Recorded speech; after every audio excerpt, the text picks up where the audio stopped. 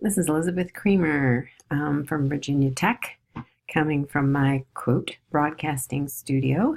That's my home office on a snowy January day. I'm here today to talk to you about an article that I wrote with Dr. Cherie Edwards called Paradigms in Play, Using Case Studies to Explore the Value Added of Divergent Findings in Mixed Methods Research. This is an article that's going to appear in 2018 in the International Journal of Multiple Research Approaches. I'm super excited about this article. It's led to several articles and others that are ongoing, as well as that I've already done. So this is a type of a video abstract to summarize some of the key points in this article. So when I talk about dealing with paradox and contradiction or dissonance, I'm particularly drawn to one of the 5 rationales that Green, Caracelli, and Graham offer for the use of mixed methods. They call this an initiation rationale. And they say its purpose is to seek the discovery of paradox and contradiction, new perspectives or new frameworks, the recasting of questions or results from one method with questions or results from another method. They say that these kinds of mixed method studies tend to give equal weight, or at least strong weight, to both qualitative and quantitative findings. These are not studies that end up being set out for the purpose of confirmation, though sometimes they started out with the purpose of confirmation. And then when they encountered the experience of finding their data were not always consistent, they ended up switching to a rationale that dealt explicitly with those differences. A classic example of a study that would be well suited to the initiation design, as Green and her colleagues describe it, where an evaluator doing research has the all too common experience of saying the QUANT data reveals no significant impact, partly because often it impacts some participants and not others, and then that washes out any significance. While the QUAL data tell a very different story about the impact of a new program or activity, or even a random control trial. So what I sought out in this particular paper was to make a methodological contribution by using a qualitative approach to investigate publications, and there were 9 of those, reporting on empirical studies using both qualitative and quantitative methods that are explicitly framed with the purpose of interrogating divergent findings.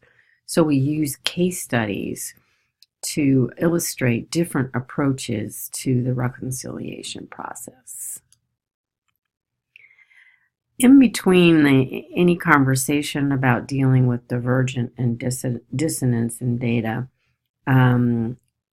comes the issue of paradigms and views of reality, and acknowledging whether reality is viewed as singular. There's one answer, there's one truth that's associated with positivism, whereas the expectation that there will be multiple answers rather than a single answer, and that there are multiple ways people perceive events and circumstances. So I like this quote from F. Scott Fitzgerald, although he came to an unhappy end, a novelist who essentially drank himself to death, but he wrote some fine novels when he was a young man. And he says he said, the test of first-rate intelligence is the ability to hold 2 opposing ideas in mind at the same time and still retain the ability to function. So engaging those in sort of an active dialogue is called a form of dialogical thinking. So you have 2 different ideas, 2 different theories, and you try to engage those rather than to refute one or the other. So it's really a complex type of thinking. Some examples of contradictions that emerged in the analysis that Edwards and I did for this paper. didn't mean to go there, sorry, come from two studies. One by Wesley, and this was about students in a language intensive program. And she found that those who left the program were more excited and had more positive views about language than those who remained. So it sort of challenged the idea that motivation alone explains persistence. Gasson and Waters did a very fine study, which I talk about in my book, about online learning. And they pursued what Green and her colleagues would call gaps or silences in the data, because they went after those who were not active participants in an online class. They did further analysis of these students. These were students who did not participate in discussion boards or were very low profile in discussion boards. Their theory had predicted that these students would learn less than those who were more active, when in fact they found that not to be the case. So they explored that particular conundrum further. There certainly are situations where it's more beneficial to pursue differences than others. So I would identify 4 times when they might be appropriate to pursue them. First of all, and very profoundly, it is when you have a deep knowledge of the literature rather than a shallow one, and you know that these findings could make a contribution, that there's a pattern in them, it's not idiosyncratic, and that pattern may counter what has been considered to be prevailing wisdom in the literature. But that, as I said, really requires that you know the literature. So you can't know the significance of an inconsistency unless you really know the literature about it. A second reason is that you might pursue them is you would not want to pursue them in a situation where you really had doubts about the quality of your data. Perhaps there was something in the data collection that was a little less desirable. Perhaps you didn't have a good interviewer in a qualitative study, for example, that used interviews or focus groups. So these are best pursued when you're really looking at different constructs and you feel like your data and your data collection and analytic techniques are solid and that both of those results are credible. Another situation when you're very likely to pursue these kind of contradictions and dissonances in the data is when you were never really crazy about the theory or the instruments in the first place.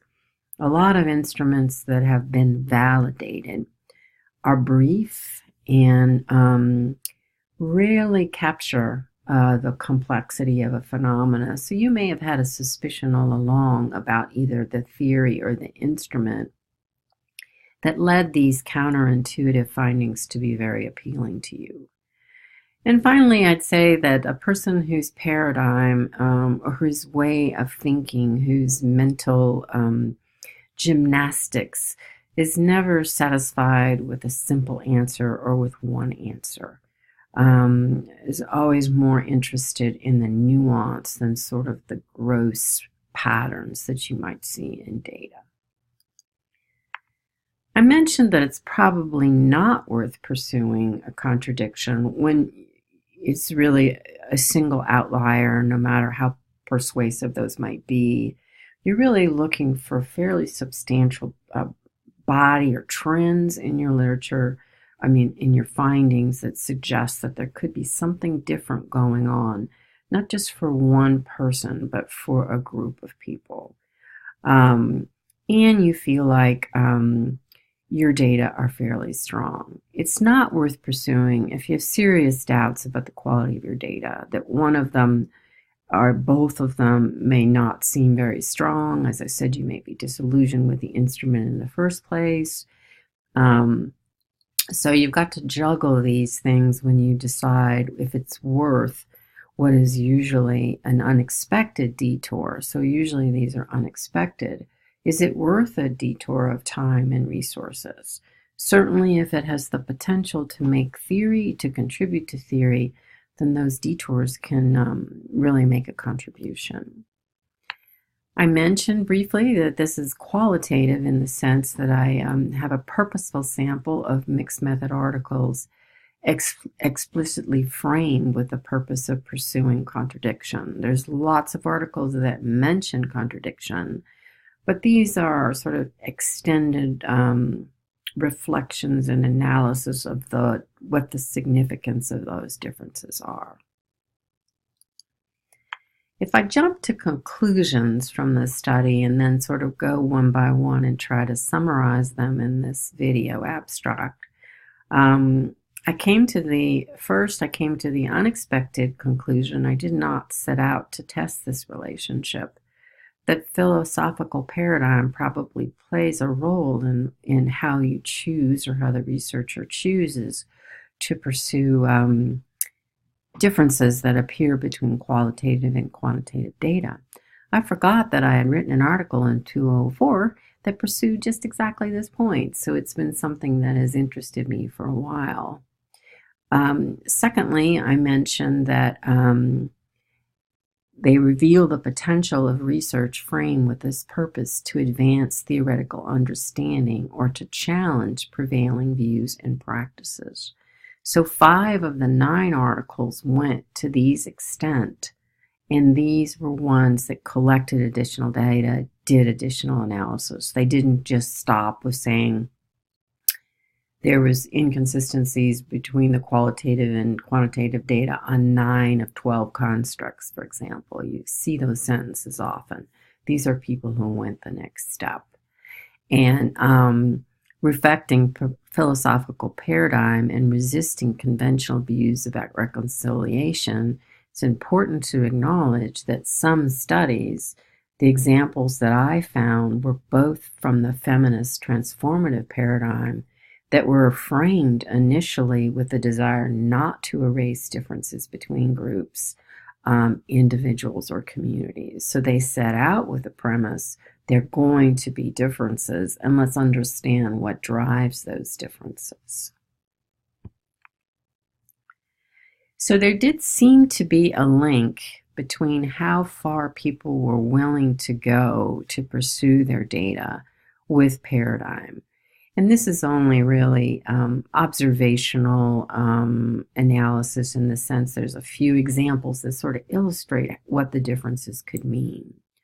One of the authors, who clearly made a statement that comes out of the positive tradition, one truth, really felt the researcher's job was just to decide which was true and which was false. So they make a very clear paradigmatic statement when they say the reconciliation process is one that is framed by the need to determine which evidence to accept as truth and which evidence to devalue as insignificant. So they eventually chose to disregard the results from one of the data sets for whatever reason that they chose. Gasson and Waters' study about the online behaviors that I mentioned described their approach as constructivist. Constructivist is grounded in the idea that people make meaning, that truth is people's meaning making, and people have different perceptions. They are one of the authors that went on to collect additional data and to do additional analysis that led to a really thoughtful and provocative challenge to some existing theory. The feminist research about climate change by Burnham, a feminist geographer, is really fascinating. And they're one of the articles, one of 2, that from the beginning resisted the idea of reconciliation. They're not trying to reach consistency. They want to understand the mechanisms underlying differences between groups or communities. So those are 3 examples of strategies that are used: disregard the data, weight the data, further engage it, and how those might be linked to paradigm. I think the most important conclusion from the analysis is this idea that engaging difference, engaging dissonance, engaging incongruity has a real potential to make a contribution either to theory or to challenge what Walsh calls rupture theorizing. Two of them really challenged the way their phenomena had been conventionally measured. That once you began to look at these marginalized populations, in one study in particular in Bangladesh, it was like these instruments are the way we have traditionally measured. In their case, it was poverty. Just absolutely was not workable in the area where they were studying.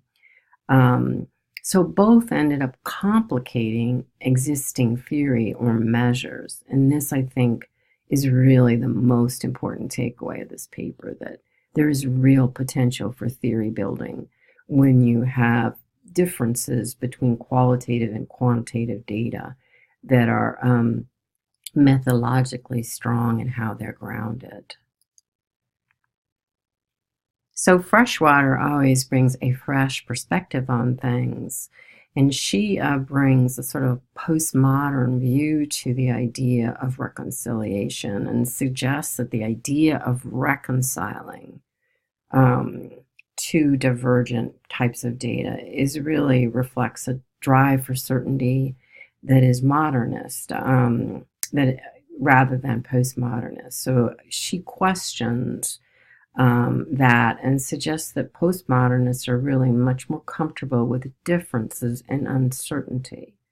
And even the idea that theoretical frameworks may not be entirely internally consistent depending on the data they're based on. Now, that's a pretty radical idea. But you can see, I've seen in some grounded theories that people are including both data where they have consistent findings and data that they have inconsistent findings. So when I looked at the articles that made a theoretical contribution or that challenged an existing view, these were their qualities. They judged their contract to be complementary, in other words, related but not identical. And they did not consider their findings to be inherently contradictory, meaning impossible that one is true and the other is also true. Give equal priority to the results from the QUAL and the QUANT analysis. And I would argue to you, this is a place where QUAL plays a very strong part in theory building. So one of the reasons I like this topic is because it really brings out the importance of qualitative analytical strategies. They pursued additional data analysis, including through negative case and extreme case analysis. So they went on and usually collected more data, or they went back to their data and did initial analysis. Some had to go back to the literature to sort of understand their findings, to consider the wider implications, sometimes find other theoretical frameworks that might work better. So here the literature comes back in a second way in these. So there's 4 characteristics of articles that made a theoretical contribution. So to wrap up and you look at the implications for you, the researcher, let me just suggest 2 before we close. And that is the important point that I've emphasized. There is, under certain circumstances, significant value to pursuing inconsistent findings, inconsistency between QUAL and QUANT data. It requires a judgment of the literature, a judgment of the researcher, and great knowledge of the literature to know those differences might really have significant theoretical or explanatory potential, and they're not just some idiosyncratic.